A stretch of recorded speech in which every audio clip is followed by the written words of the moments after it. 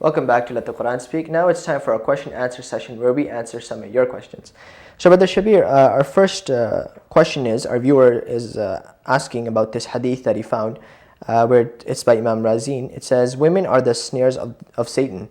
So, I guess his concern is, why is, the hadith giving such a negative view about women? Well, first of all, the source, Razin, is not one of the most authentic sources of records about what the Prophet, peace be upon him, said. Second, we should be aware that people have invented things and put these into the mouth of the Prophet, peace be upon him, which are not necessarily what he said.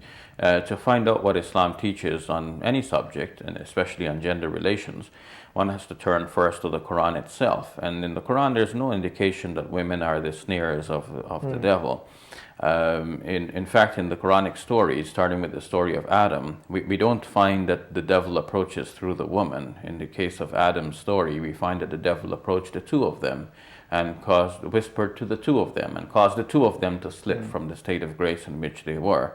So it's always the two of them, and so there's a balance in the Quran when it comes to the treatment of the genders.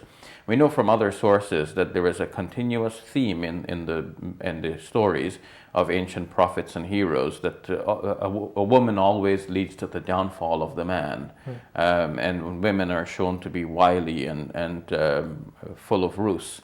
But in the Quranic stories, the women come out far better. They are shown to be often devout and righteous servants of God. So there's no reason for thinking that women are the snares of the devil. I mean, the devil's purpose is to take both men and women into hell and away from God.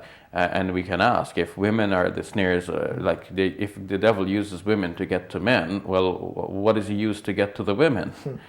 So I don't think there's any reason for thinking that women particularly are the snares of the devil. We can say that there are many ways in which the devil misleads human beings. In one sense, men might be misled by their basic inner desires for intimate relations with women, but that's not the fault of women. That's the responsibility of men to control their own desires. Well, Brother Shabir, our second question, viewer, I guess he takes part in martial arts, and I guess one of the etiquettes in martial art is that you have to prostrate, to your teacher. Is there a conflict of interest in that, where Muslims can prostrate to anybody else, except for God Himself? It is really a new question because of the new circumstance, and while it is an old question, it is an old answer that we cannot prostrate to anyone but to God. We should ask about this situation. And I find two different answers on the web. The Sunni path, for example, says that no, you cannot. And on the other hand, Islam Online has a fatwa which says you can, so long as you're not worshipping. But it seems to me that on the whole, it is better that Muslims do not do this, and they talk to their instructors and get some permission to abstain from at least that part of the whole training process. Great, thank you for that. You're welcome. Well, thanks everyone for watching. Please tune in next time.